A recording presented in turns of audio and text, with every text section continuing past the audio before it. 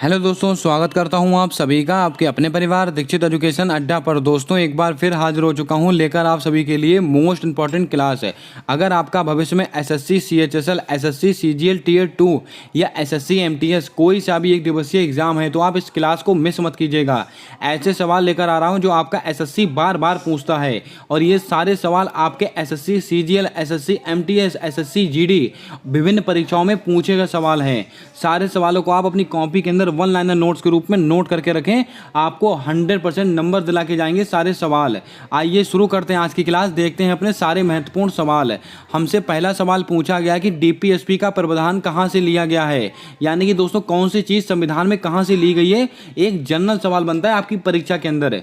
DPSP यानी कि राज्य के नीति निर्देशक तत्व, इसका प्रावधान कहां से लिया गया है। दक्षिण अफ्रीका से, आयरलैंड से, ऑस्ट्रेलिया से, अमेरिका से। दोस्तों आपको बता दें डीपीएसपी कहां से लिए गए हैं। ये दोस्तों आपके आयरलैंड से लिए गए हैं। आपका ऑप्शन नंबर बी आपका बिल्कुल राइट जवाब होगा, इसको आप ध्यान में रखें। अगर आपसे क्वेश्चन में पूछा जाए डीपीएसपी इनका उल्लेख दोस्तों कौन से भाग में किया गया है तो भाग 4। कौन से भाग में है, भाग 4 के अंतर्गत दोस्तों डीपीएसपी का उल्लेख है। और आर्टिकल दोस्तों कौन सा, आर्टिकल 36 से 51 के बीच में इनका उल्लेख किया गया। ये सवाल आपको याद रखने हैं।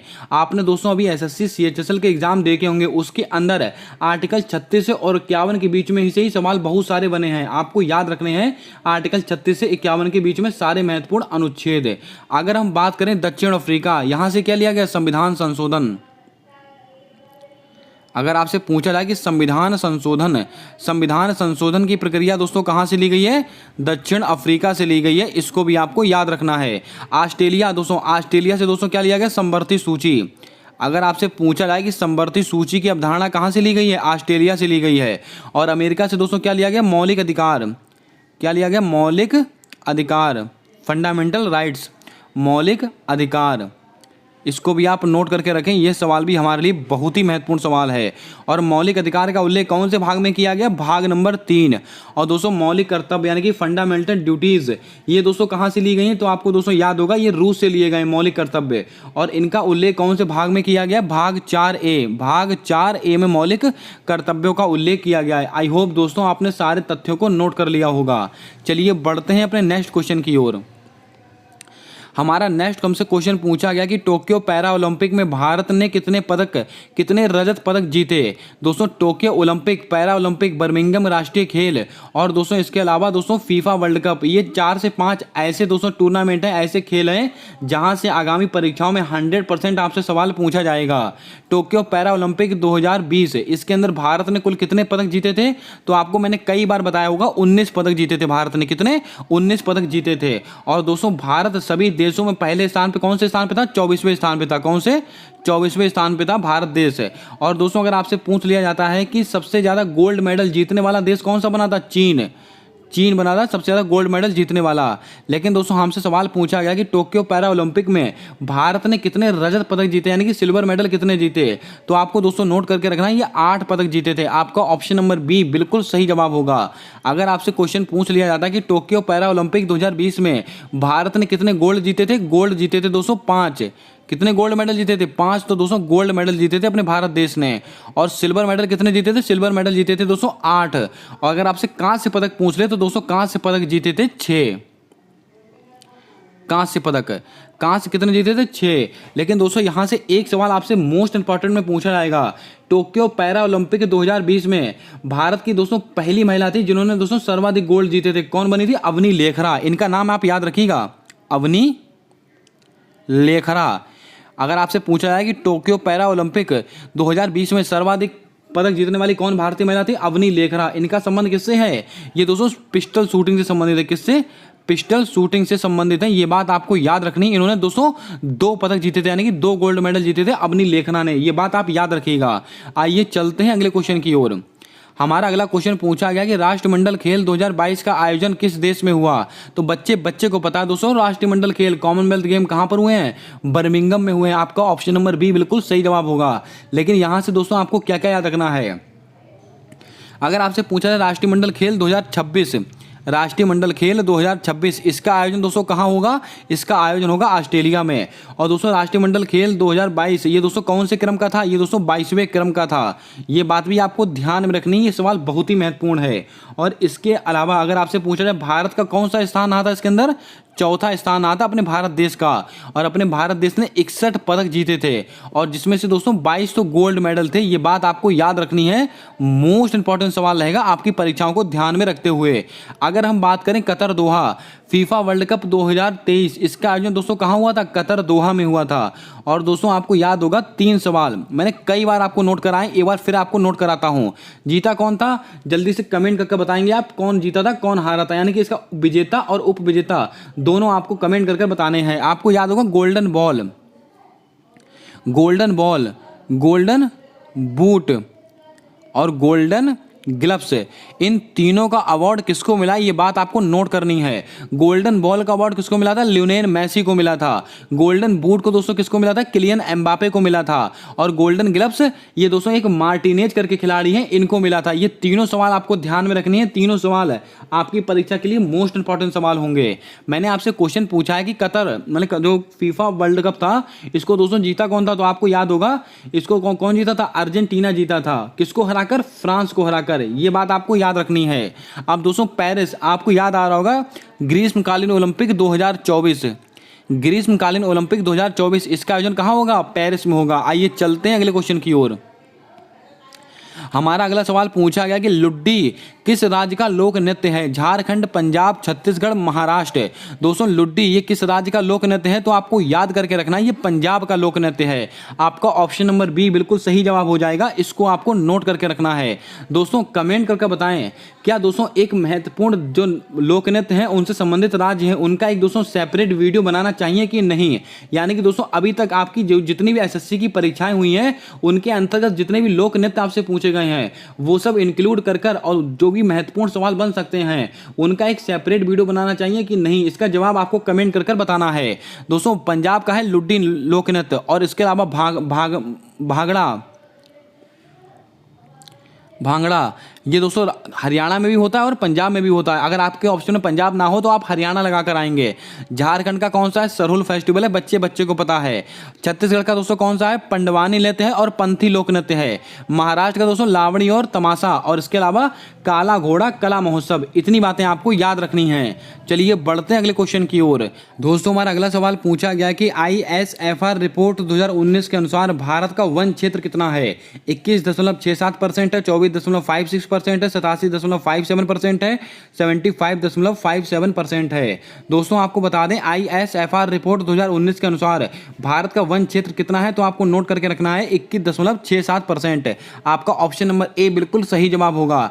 लेकिन अगर आपसे पूछ लिया जाता है कि ISFR रिपोर्ट के अनुसार भारत का दोस्तों वन और वनावरण क्षेत्र यानी कि कुल आवरण क्षेत्र पूछा जाए तो आपका जवाब दोस्तों बदल जाएगा। तो आपका जवाब हो जाएगा 24.56%। ये दोनों आंकड़े आपको याद रखने हैं। अगर आपसे केवल भारत का वन क्षेत्र पूछे तो आपको जवाब देना 21.67%। अगर आपसे सवाल ऐसे पूछे कि ISFR रिपोर्ट के अनुसार भारत का कुल वन तथा वन आवरण क्षेत्रफल कितना है तो आपको जवाब देना है 24.56%। ये दोनों सवाल आपको याद रखनी है। दोनों सवाल बहुत ही महत्वपूर्ण सवाल हैं, इनको आप ध्यान में रखेंगे। आइए चलते हैं अगले क्वेश्चन की ओर। दोस्तों हमारा ये बहुत ही महत्वपूर्ण इन्फॉर्मेशन मैं आपको देने वाला हूँ, इसको दोस्तों आप बहुत ध्यानपूर्वक सुनिएगा। दोस्तों अगर आप एसएससी MTS का एग्जाम देने वाले हैं, अगर आप एसएससी CGL Tier 2 का एग्जाम देने वाले हों या आप एसएससी CGL कोई सा भी एक दिवसीय एग्जाम देने वाले हो एसएससी का, तो दोस्तों आप लोगों के लिए लेकर आया हूं मैं ब्रह्मास्त्र वाले ई नोट्स। ये ऐसे ई नोट्स होंगे जो आपकी परीक्षा में दोस्तों निर्णायक साबित होंगे। आपके 25 में से 18 से 20 सवाल सही करा के जाएंगे। अगर दोस्तों आप केवल जीके जीएस के नोट्स परचेस करते हैं तो दोस्तों आपको बता दें इसके अंदर आपको history, polity, geography, science, economics और विविध स्टैटिक जीके के टॉपिक यानी कि दोस्तों आपको टॉपिक वाइज ये सब चीजें यहाँ पर मिलने वाली है बहुत ही कंसाइज रूप में। यानी कि दोस्तों बहुत कम समय में आप अपना सारा स्टैटिक जीके को अच्छे से रिवाइज कर सकते हैं जो आपकी परीक्षाओं में पूछे जाते हैं और बहुत ही अफोर्डेबल प्राइस में। मात्र दोस्तों 60 रुपीज इसका प्राइस रखा गया आप सभी के लिए। अगर आप दोस्तों करंट अफेयर के नोट्स परचेस करते हैं तो इसके अंदर आपको क्या मिलने वाला है? जनवरी से लेकर जुलाई तक है। यानी कि दोस्तों जितने भी वन लाइनर क्वेश्चन हो सकते हैं जो आपकी परीक्षा में बन सकते हैं वो दोस्तों आपको यहां पर प्रोवाइड किए जाएंगे और मात्र दोस्तों 60 रुपीज इसकी भी प्राइस रखी गई है। लेकिन अगर आप दोस्तों अगर आप दोस्तों जीके और करंट दोनों मिक्स के नोट्स लेना चाहते हैं तो दोस्तों बहुत ही सुनहरा मौका है आप सभी के लिए। ये केवल और केवल आपको 75 रुपये में दोस्तों इसको दिया जा रहा है, यानी कि दोस्तों केवल 75 रुपये इसकी दोस्तों कॉस्ट रेट रखी गई है। और इसके अंदर दोस्तों आपको जीके और करंट दोनों मिलने वाले हैं, जो आपकी परीक्षाओं में आपको निर्णायक साबित होंगे आपकी तैयारी को ध्यान में रखते हुए। अगर दोस्तों आपको इसको परचेज करना तो इसका जो लिंक है मैंने अपने कमेंट बॉक्स में और दोस्तों अपने डिस्क्रिप्शन बॉक्स में पिन करके रखा हुआ है, वहां से आप जाकर इसको परचेज कर सकते हैं और दोस्तों अपनी तैयारी को निर्णायक रूप दे सकते हैं। आइए चलते हैं अगले क्वेश्चन की ओर। हमारा दोस्तों अगला क्वेश्चन पूछा गया है कि रासलीला किस राज्य का लोक नृत्य है। ऐसा सवाल दोस्तों आपके एसएससी सीजीएल में पूछा गया है 2023 वाली परीक्षा में, जो भी हाल ही में कंडक्ट हुई थी। दोस्तों आपको बता दें रासलीला इसका संबंध किस दोस्तों राज्य से है। अगर आपके ऑप्शन में दोस्तों, इसको मैं ऑप्शन के अकॉर्डिंग आपको बता रहा हूं, अगर आपके ऑप्शन में उत्तर प्रदेश ना देके रखा हो तो आपको आंसर दोस्तों क्या लगाना है, मणिपुर। आपका आंसर बी इसका सही जवाब होगा। लेकिन अगर दोस्तों आपको उत्तर प्रदेश और मणिपुर दोनों देके रखे हो तो दोस्तों आप इसको मणिपुर पहले लगाएंगे, उसके बाद दोस्तों आप उत्तर प्रदेश लगाने वाले हैं। मैंने दोस्तों आपको दोनों तथ्य बता दिए। इसका आंसर दोस्तों आपको उत्तर प्रदेश भी मान के चलना है और मणिपुर भी मानकर चलना है, क्योंकि दोस्तों ये दोनों जगह पर मनाया जाता है। अब दोस्तों आपको ऑप्शन के अकॉर्डिंग वहां पर इसका आंसर देना होगा। अब दोस्तों अगर आपसे पूछ लिया था कि पश्चिम बंगाल में दोस्तों क्या है, दुर्गा पूजा दोस्तों कहाँ की फेमस है, पश्चिम बंगाल की। इसको आप ध्यान में रखेंगे। अगर आप दोस्तों क्लास पर पहली बार आए तो क्लास को लाइक कर दें, चैनल पर पहली बार आए हो तो चैनल को सब्सक्राइब कर बेल वाला आइकन ध्यान से दबा लें, ताकि आने वाली क्लासेस के अपडेट्स आप तक आसानी से पहुंचते रहें। और क्लास को अपने दोस्तों तक जरूर शेयर कर दें जो भी किसी भी एग्जाम की प्रिपरेशन कर रहे हों। अगला सवाल हमसे पूछा गया कि तमिलनाडु महोत्सव किस राज्य में मनाया जाता है। यह सवाल भी आपके एसएससी सीजीएल में पूछा गया प्रश्न है। अरुणाचल प्रदेश, केरल, तमिलनाडु, कर्नाटक। दोस्तों आई थिंक इसका आंसर कर्नाटक होगा, लेकिन दोस्तों इस क्वेश्चन को आप अपने आप से एक बार रीचेक करेंगे। इसका आंसर मैं यहां से ऑथेंटिक नहीं बता रहा हूं, इसको आप अपने आप से एक बार रीचेक करने वाले हैं, क्योंकि दोस्तों आपके ऑप्शन में तमिलनाडु भी देके रखा है। तो दोस्तों यहां पर थोड़ा सा कंफ्यूजन बना हुआ है। तमिलनाडु महोत्सव का आयोजन किस राज्य में किया जाता है, इसका जवाब आपको कमेंट कर देना है। आइए चलते हैं अगले क्वेश्चन की ओर। दोस्तों हमारा अगला क्वेश्चन पूछा गया कि प्राचीन स्मारक संरक्षण अधिनियम किसने पारित किया था। मोस्ट इंपॉर्टेंट सवाल। William Bentinck, Lord Curzon, Lord Ripon, Charles Metcalfe. दोस्तों आपको बता दें प्राचीन स्मारक संरक्षण अधिनियम ये किसके द्वारा पारित किया गया था। ये दोस्तों कर्जन के द्वारा पारित किया गया था। आपका ऑप्शन नंबर बी बिल्कुल राइट आंसर हो जाएगा, इसको आप याद करके रखें। अब दोस्तों अगर हम बात करें विलियम बेंटिक, आपको याद होगा सती प्रथा का अंत। अगर आपसे क्वेश्चन पूछा जाए सती प्रथा का अंत दोस्तों किसने किया था, ये दोस्तों विलियम बेंटिक ने किया था। कब किया था, 1829 ईस्वी में किया था। और दोस्तों आपको याद होगा सती प्रथा का उल्लेख कौन से अभिलेख में मिलता है, ऐरण अभिलेख। कौन से अभिलेख में है, सती प्रथा का उल्लेख दोस्तों ऐरण अभिलेख में मिलता है। ये बात भी आपको ध्यान में रखनी, सवाल बन सकता है। अब दोस्तों आपको याद होगा चार्ल्स मैटकॉफ, इनको क्या कहते हैं, समाचार पत्रों का मुक्तिदाता। किसको कहते हैं, चार्ल्स मैटकॉफ को कहते हैं। ये बात भी आपको ध्यान में रखनी है। अब दोस्तों रिपन के बात आई तो आपको याद होगा 1881 में क्या हुआ था, दशकीय आधार पर जनगणना की शुरुआत हुई थी। किसने की थी, रिपन ने की थी। और अगर आपसे क्वेश्चन पूछा जनगणना की शुरुआत कब की गई तो आपको जवाब देना है 1872 में। किसके द्वारा, मेयो के द्वारा। ये तीनों सवाल बहुत ही महत्वपूर्ण है, इनको आप नोट करते चले। चलिए बढ़ते हैं नेक्स्ट क्वेश्चन की ओर। 2011 की जनगणना में भारत का जनसंख्या घनत्व कितना था। आपका एसएससी का कोई सा भी एग्जाम हो, जनगणना एक ऐसा टॉपिक होता है जहां से सवाल बनना तय होता है। दोस्तों ऑप्शन नंबर है आपके 930 प्रति वर्ग किलोमीटर, 382 प्रति वर्ग किलोमीटर, 536, 738 है। आपको बता दें 2011 की जनगणना के अनुसार भारत का जनसंख्या घनत्व कितना था, 382 प्रति वर्ग किलोमीटर। आपका ऑप्शन नंबर बी बिल्कुल सही जवाब होगा। अब दोस्तों कुछ महत्वपूर्ण फैक्ट आपसे अगर पूछ लिया जाता है 2011 की जनगणना के अनुसार सबसे अधिक जनसंख्या घनत्व कहाँ का है, तो आप कहेंगे बिहार का है। कहाँ का है, बिहार का। सबसे कम जनसंख्या घनत्व कहाँ का है, अरुणाचल प्रदेश का है। अगर क्वेश्चन पूछा जाए कि 2011 की जनगणना के अनुसार सबसे अधिक जनसंख्या घनत्व किस केंद्र शासित प्रदेश का है, अगर आपसे यूटी पूछे तो आपको दोस्तों क्या लगाना है, दिल्ली लगाना है। तीसरा सवाल, अगर आपसे पूछा है कि 2011 की जनगणना के अनुसार सबसे अधिक लिंगानुपात कहाँ का है, केरल का है। सबसे कम लिंगानुपात कहाँ का है, हरियाणा का है। और सबसे अधिक साक्षरता दर कहाँ की है? केरल की। सबसे कम कहाँ की है? बिहार की है। ये बातें आपको ध्यान में रखनी है। आइए बढ़ते हैं अगले क्वेश्चन की ओर। जल क्रांति अभियान की शुरुआत किसके द्वारा की गई थी? भारत, जापान, ऑस्ट्रेलिया, चीन। तो आपको नोट करना है, ये दोस्तों भारत देश के द्वारा शुरू की गई थी। आपको याद रखना, भारत सरकार के द्वारा जल क्रांति अभियान की शुरुआत की गई थी। आपका सवाल एसएससी सीजीएल में पूछा भी गया है। अब दोस्तों यहाँ से 2-3 फैक्ट आपको और नोट करने हैं। अगर आपसे पूछा जाए भारत, पूरे विश्व में भारत का दोस्तों जो आपका आपसे पूछा जाए चीनी उत्पादन में, सॉरी माफ कीजिएगा, दुग्ध, पूरे विश्व में दुग्ध उत्पादन में भारत का कौन सा स्थान है? पहला स्थान है। और पूरे भारत में, पूरे विश्व में दोस्तों गेहूं उत्पादन में कौन सा? पूरे विश्व में गेहूं उत्पादन में दोस्तों पहले स्थान पर कौन है? चीन। ये बात आपको याद रखनी है। ऑस्ट्रेलिया दोस्तों बॉक्साइट उत्पादन में पहले स्थान पे है। और दोस्तों चिली उत्पादन में, जो चिली है, चिली दोस्तों ये तांबा उत्पादन में, अगर आपसे पूछा जाए कि तांबा उत्पादन में पहले स्थान पे कौन है? चिली है। ये कुछ महत्वपूर्ण फैक्ट हैं जो आपसे परीक्षाओं में पूछ लिए जाते हैं। चलिए बढ़ते हैं नेक्स्ट क्वेश्चन की ओर। हमारा नेक्स्ट क्वेश्चन पूछा गया कि भारत की कौन सी टीम स्पोर्ट यूनिकॉर्न बनी है? दोस्तों बहुत ही महत्वपूर्ण सवाल। Mumbai Indians, Chennai super king, Lucknow super giant, Gujarat Titans है। आपको बता दें भारत की कौन सी टीम स्पोर्ट्स यूनिकॉर्न बनी है? तो आपको याद होगा चेन्नई सुपर किंग्स। आपका ऑप्शन नंबर बी बिल्कुल सही जवाब होगा। इसको आप याद रखें। दोस्तों आपको याद होगा आईपीएल 2022 और 2023 ये दोनों हमारे लिए महत्वपूर्ण है। आईपीएल 2022 में बात करें तो दोस्तों आपको याद होगा वो कौन से क्रम का था? 15वें क्रम का था। दोस्तों एसएससी 1 साल पुराना करंट अफेयर पूछती है, आप सब अच्छी तरह से जानते हैं। 1 साल 2 साल पुराना करंट अफेयर पूछती है, तो यहाँ से आपकी परीक्षा में सवाल बन सकता है। दोस्तों आपको याद होगा आईपीएल 2022 से कौन से क्रम का था? 15वें क्रम का था। कितनी टीमों ने भाग लिया था? 10 टीमों ने भाग लिया था। और 2 नई टीमें कौन कौन सी थी? लखनऊ सुपर जायंट और गुजरात टाइटंस। ये 2 नई टीमें थीं। और लखनऊ सुपर जायंट के कप्तान कौन थे? केएल राहुल। और दोस्तों आपको याद होगा गुजरात टाइटंस कौन थे? हार्दिक पांड्या। टाइटल स्पॉन्सर कौन था? टाटा। ऑरेंज कैप दोस्तों किसने जीती थी? Orange cap Jos Buttler. आपको दोस्तों याद होगा। पर्पल कैप यजुवेंद्र चहल ने जीती थी। ये बातें आपको याद रखनी है, बहुत ही महत्वपूर्ण सवाल है। विजेता कौन बना था? तो आपको याद होगा दोस्तों गुजरात टाइटंस विजेता बना था। किसको हराकर? राजस्थान रॉयल्स को हराकर। ये 2022 वाले आंकड़े, इनको आप याद रखें। आइए चलते हैं नेक्स्ट क्वेश्चन की ओर। हमारा नेक्स्ट क्वेश्चन पूछा गया कि विजयनगर साम्राज्य में अमर नायक कौन थे? सैन्य कमांडर कहलाते थे, शिक्षा विभाग के मंत्री थे, कारागार मंत्री थे, अन्नागार मंत्री थे। तो आपके ऑप्शन में दोस्तों सैन्य कमांडर देके रखा है, तो यही सवाल आपका सही जवाब होगा। विजयनगर साम्राज्य के अमर नायक कौन थे? सैन्य कमांडर थे। आपको दोस्तों कमेंट करके बताना है आमुक्त माल्यदा किसकी रचना है। इसका जवाब आपको कमेंट करके बताना है। सत्यशोधक समाज, इसकी स्थापना किसके द्वारा की गई थी? दोस्तों आपको याद होगा कुछ महत्वपूर्ण समाज जो मैंने आपको कई बार नोट कराए हैं और आपने परीक्षाओं में देखे होंगे, 1 या 2 सवाल आपकी परीक्षा में पूछे जाते हैं समाज से, जो आपके लिए बहुत ही महत्वपूर्ण है। दोस्तों सत्यशोधक समाज की स्थापना किसने की थी? तो बच्चे को पता है, महात्मा ज्योतिबा फुले ने की थी। आपका ऑप्शन नंबर डी बिल्कुल सही जवाब होगा। लेकिन कब की थी?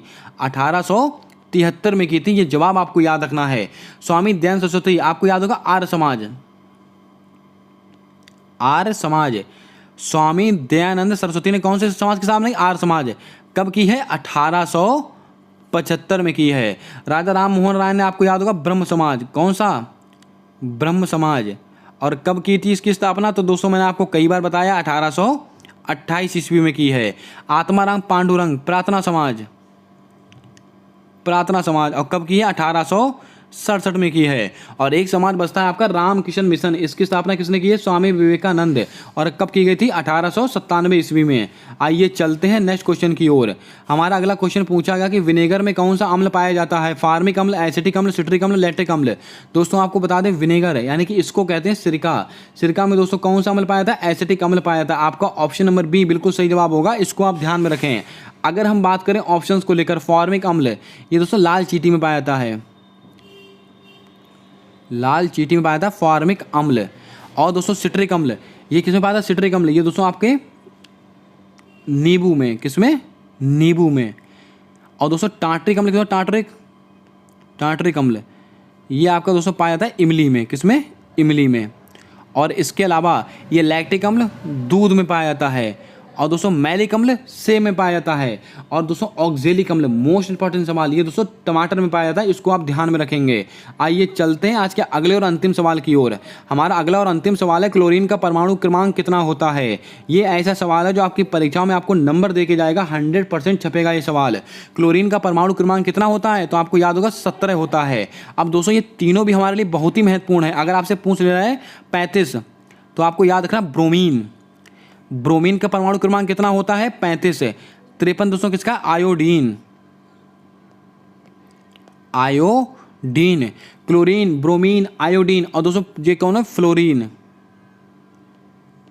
फ्लोरीन, ये बहुत ही महत्वपूर्ण तत्व हैं। कितने, 4 के चारों।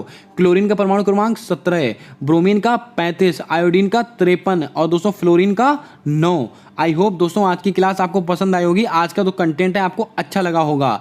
अगर दोस्तों आपको क्लास पसंद आई है तो क्लास को लाइक कर दें। चैनल पर नए हो तो चैनल को सब्सक्राइब कर बेल वाला आइकन ध्यान से दबा लें, ताकि आने वाली क्लासेस के अपडेट्स आप तक आसानी से पहुंचते रहें। मिलते हैं आने वाली अगली क्लास के अंदर, तब तक के लिए जय हिंद, जय भारत। दोस्तों अपना सपोर्ट, अपना प्रेम हमारे यूट्यूब चैनल के साथ हमेशा यूं ही बना कर रखिएगा।